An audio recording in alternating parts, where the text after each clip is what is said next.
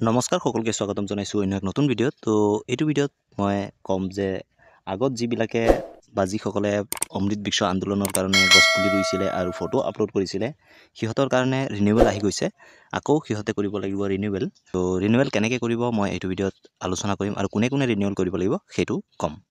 আপোনালোকে সকলোৱে জানে যে অমৃত বৃক্ষ আন্দোলন যিটো ফটো হয় বা যিটো আপোনাৰ গছপুলি ৰোৱা ফটো হয় সেইটো বহুত কামতে দৰকাৰী হয়। আপুনি যদি কিবা চৰকাৰী আঁচনি ল'ব যায় তেনে ক্ষেত্ৰত আপোনাৰ হয়তো সেইটো ফটো দৰকাৰ হ'ব।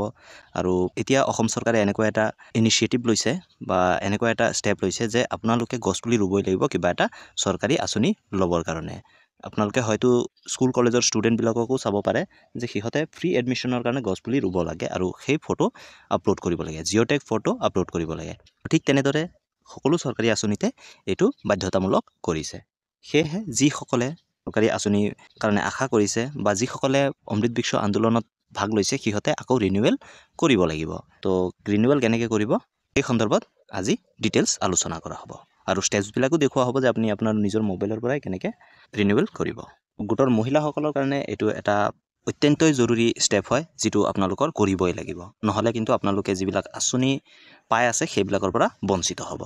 তেন্তে ব'লকচোন চাওঁ কেনেকৈ কৰে। প্ৰথমতে আপুনি গুগল ক্ৰমটো অ'পেন কৰি ল'ব মোবাইলত, তাৰপিছত চাৰ্চ বাৰত টাইপ কৰি দিব অমৃত বৃক্ষ আন্দোলন বুলি। পিছত এনেকুৱাকৈ ইণ্টাৰফেচ আহিব। আপুনি এই যিটো লিংক দেখা পাইছে ওপৰত ইয়াত আপুনি ক্লিক কৰি দিব। তো ক্লিক কৰি দিয়াৰ পিছত এনেকুৱা ইণ্টাৰফেচ পাব। তাৰপিছত আপুনি ইয়াত 3 লাইনছ যিটো অপশ্যন দেখা পাইছে ইয়াত ক্লিক কৰিব। ক্লিক কৰাৰ পিছত ইয়াত এটা অপশ্যন দেখা পাইছে আপোনাৰ ৰিনিউ ৰেজিষ্ট্ৰেশ্যন। তো ইয়াত আপুনি ক্লিক কৰি দিব। তো ক্লিক কৰি দিয়াৰ পিছত ইয়াত আপোনাৰ মোবাইল নম্বৰটো দিব। মোবাইল নম্বৰটো দিয়াৰ পিছত আপুনি জেনেৰেট অ'টিপিত ক্লিক কৰি দিব। ক্লিক কৰি দিয়াৰ পিছত এটা অ'টিপি আহিব। অ'টিপিটো এইটো বক্সত ভৰাই দি আপুনি ছাবমিটত ক্লিক কৰি দিব। ছাবমিটত ক্লিক কৰি দিয়াৰ পিছত এনেকৈ আহিব চাৰ্চ ৰিজাল্ট। তো thank you for participating last year, click the renew button to enroll this year programme.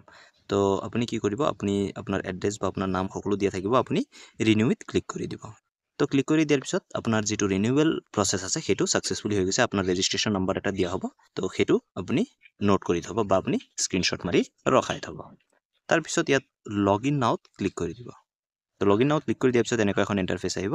আপুনি ইয়াত ৰেজিষ্টাৰ মোবাইল নম্বৰটো দিব। তাৰপিছত click here to get one time password যিটো অপশ্যন দেখা পাইছে ইয়াত আপুনি ক্লিক কৰি দিব। ক্লিক কৰি দিয়াৰ পিছত এটা অ'টিপি আহিব। অ'টিপিটো ইয়াত ভৰাই আপুনি লগ ইনত ক্লিক কৰি দিব।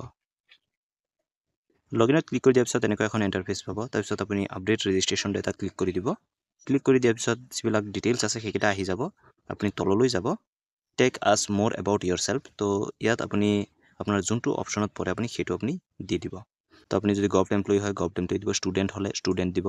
তাৰপিছত কোঅপাৰেটিভ ছ'চাইটিত কাম কৰিলে সেইটো দিব। আপুনি যদি ফেক্টৰী অ'নাৰ হয় সেইটো দিব। আপুনি যদি গাঁও পঞ্চায়তৰ মেম্বাৰ হয় সেইটো দিব। মেম্বাৰ অফ লোকেল বডিৰ যদি মেম্বাৰ হয় সেইটো দিব। লয়াৰ হ'লেও দিব। PM কিষাণৰ যদি আপুনি বেনিফিচিয়াৰী হয় সেইটোও দিব পাৰে। অৰুণোদয় স্কীমৰ হ'লে দিব পাৰে।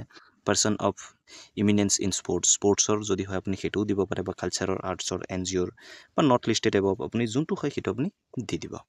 তো আপুনি যিটো হয় সেইটো যদি ইয়াৰ ভিতৰত যদি নপৰে তেনেকৈ আপুনি যি হয় সেইটো আপুনি এইটো বক্সত লিখি দিব পাৰে। তো আপুনি যোনটো হয় সেইটো চিলেক্ট কৰি দিয়াৰ পিছত আপুনি তললৈ যাব। তললৈ গুচি যোৱাৰ পিছত আপুনি আপোনাৰ এড্ৰেছকেইটা চাব ভালকৈ। তাৰপিছত ইয়াত আহিছে চিডলিং কালেকশ্যন পইণ্ট। তো আপুনি ইয়াৰ পৰা চিডলিং কালেকশ্যন পইণ্টটো চিলেক্ট কৰি ল'ব। আপোনাৰ ওচৰে পাঁজৰে যি চিডলিং পইণ্ট আছে তাৰ পৰা আপুনি যি পুলি হয় সেইটো আপুনি কালেক্ট কৰিব পাৰিব। তো সেইকাৰণে আপুনি ইয়াৰ পৰা বাছি ল'ব। তো আপোনাৰ যোনটো ওচৰৰ হয় সেইটোৱে আপুনি চিলেক্ট কৰিব। তো চিডলিং পইণ্টটো চিলেক্ট কৰাৰ পিছত আপুনি কি কৰিব লাগিব, ফটো আইডেণ্টিটি কাৰ্ড, আপোনাৰ এটা যিকোনো ফটো আইডেণ্টিটি কাৰ্ড আপুনি চিলেক্ট কৰিব। ইয়াত দিব আপুনি ভোটাৰ ID যদি দিয়ে ভোটাৰ ID দিব, পেন কাৰ্ড দিলে পেন কাৰ্ড দিব, আধাৰ কাৰ্ড দিলে আধাৰ কাৰ্ড দিব। আপোনাৰ যোনটো আছে সেইটো আপুনি দি দিব।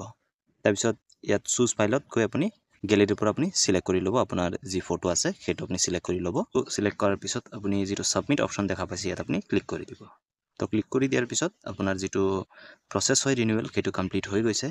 তাৰপিছত আপুনি ৱেইট কৰিব যেতিয়া আপোনাৰ প্লেণ্ট আহিব পঞ্চায়তৰ পৰা, বা আপোনাৰ যোনটো চিডিং পইণ্ট দিছে তাত যেতিয়া আহিব আপোনাক খবৰ কৰা হ'ব, বা আপুনি গম পালে নিজে গৈ তাৰ পৰা প্লেণ্টটো আনি আপুনি ৰুই তাৰপিছত আপুনি ফটোটো আপলোড কৰি দিব।